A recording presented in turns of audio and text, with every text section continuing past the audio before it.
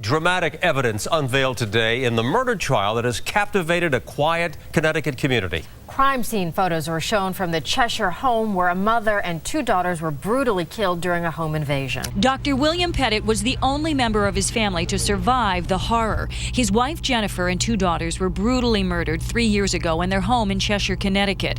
Stephen Hayes is on trial. He is one of two men charged in the deadly home invasion.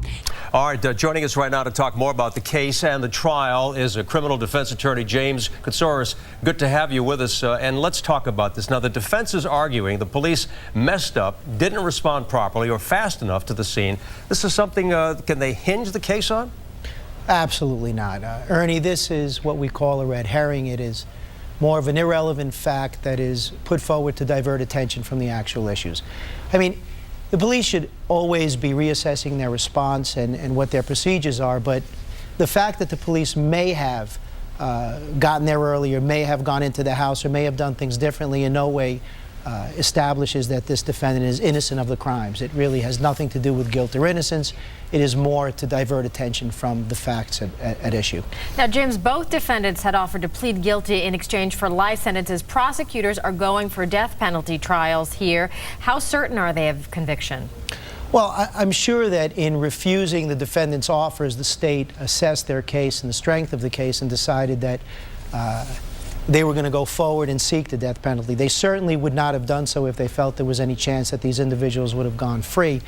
And while I'm certainly not a proponent of the death penalty, I have to say that if there is a fact pattern and guilt is established, a fact pattern that the death penalty would be warranted, this certainly appears to be one. And so the state exercised its discretion in refusing the offers and going forward, perhaps because they felt that given the public outrage and given the facts, the only just punishment here was death. Let me ask you this. As an attorney, how would you defend these two men, Stephen Hayes and Joshua Kousouros? Yeah, Ernie, clearly a very formidable task given the facts that we have here and the evidence that we have. As an attorney, you do your best to make sure that every evidentiary rule, every constitutional rule is scrupulously adhered to.